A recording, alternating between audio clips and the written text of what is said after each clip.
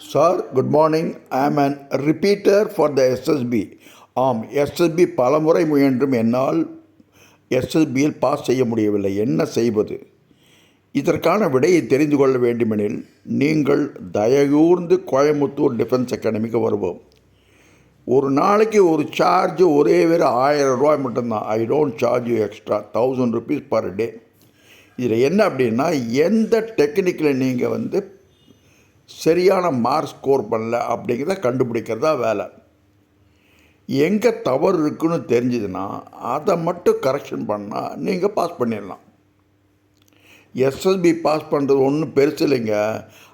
போன ஒருத்தர் சொல்லியிருக்காரு, ஆடு மாடு மேய்க்கிறவங்க கூட ஆஃபீஸர் ஆகலான்ட்டு. உண்மைதான், பொய்யே கிடையாது. ஆனால் அவர்கள் எல்லாமே கரெக்டான ட்ரைனிங் எடுத்திருக்காங்க. ஆடு மாடு மேய்க்க தப்பு கிடையாது, டாக்ஸி ட்ரைவ் பண்ண தப்பு கிடையாது, ஒரு ஹோட்டலில் வெயிட்டாக இருக்கிறது கூட தப்பு கிடையாது. ஆனால் நீங்கள் அதற்கப்புறம் என்ன செய்கிறீங்க, உங்கள் பர்சனாலிட்டி எப்படி டெவலப் பண்ணுறீங்க, அதுதான் இம்பார்ட்டன்ட். நிறையா பேர் இது தெரியாமல் போய் எஸ்எஸ்பியில் போயிட்டு ஒரே நாளில் திரும்பி வர்றாங்க.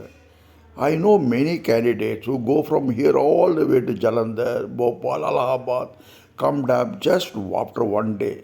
And they don't even plan, they get screened out. 3 நாள் நீங்கள் உடம்பு தான் படுத்துறாங்க. Is really required. கஷ்டப்பட்டு நீங்கள் சில ரிட்டன் டெஸ்ட் பாஸ் பண்ணலாம், அல்லது டைரக்ட் என்ட்ரி, என்சிசி என்ட்ரி.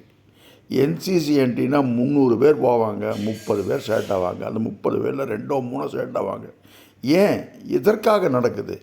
இதெல்லாம் தெரிஞ்சுட்டு போங்க. தெரியாமல் அங்கே போய் பிரயோஜனமே கிடையாது. கவர்மெண்ட் காசு கொடுக்குது, 3 டயர் ஏசி கொடுக்குது, சாப்பாடு கொடுக்குது, அப்படி சொல்லிட்டு போய் அங்கே விழுகிறீங்க. வெட்டில் பூச்சி மாதிரி போகிறவங்களுக்கு SSB is not the place. SSB is not going to give you if you are a job seeker. If you got the qualities of becoming an average officer, you will get it.